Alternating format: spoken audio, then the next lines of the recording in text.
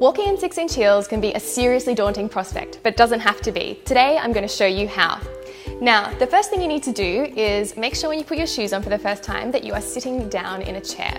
Why? Because when you put 6-inch heels on, you'll notice that it moves the entire way that you stand. It pushes the weight onto the toes of your feet. So just have a little wiggle around, rock your feet back and forward so that you understand how that weight feels. The second thing is make sure that you are beside a table or a bench or something that you can hold onto, just in case.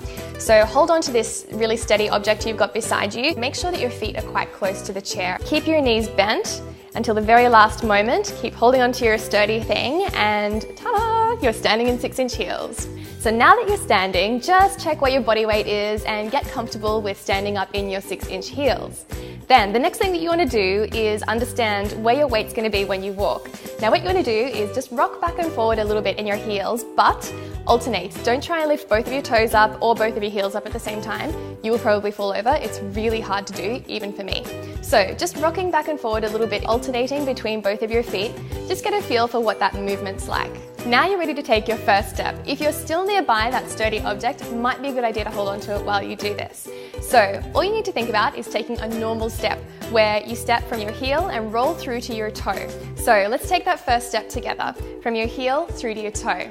What you might have noticed in taking that first step is that the step is a lot shorter. So basically, when you roll through from your heel to your toe, when your foot is flat, it's a lot longer. When you go up into a 6-inch heel, that distance is a lot shorter. Then try taking your second step, and from here on in, it's all about practice, with just 2 small exceptions.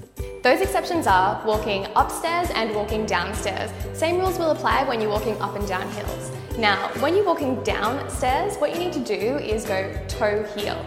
Remember before, when you took your first step, that you went heel-toe and rolled through just like you usually would. This way is the opposite, and it's a very subtle movement. It's almost like you're putting your foot down flat in these shoes. So take your step down the stairs, and actually really good idea if you can find some stairs that have got a railing that you can hold onto while you're practicing this.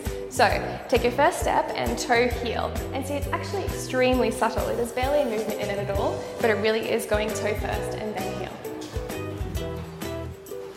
Now, when you're going back up the stairs, it's a bit of a different movement. What you want to do is just put your foot down flat and stomp your way up the stairs. It's a slight little bit different when you're going up a hill. You might find that you need to use that little action of your toe then hill like we did coming down the stairs.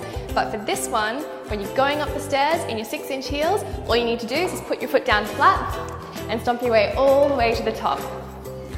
Now, if you haven't bought your 6-inch heels yet, there are a couple of great style tips that I would love to share with you that are going to make them very easy to walk in. So what you want to look for is for a design that comes up the face of your foot. So something that comes up almost high to your ankle. So you can see on these ones here, we've got the crisscross straps that really come up high. Other things to think about might be like an Oxford shape that laces all the way up the front of your foot.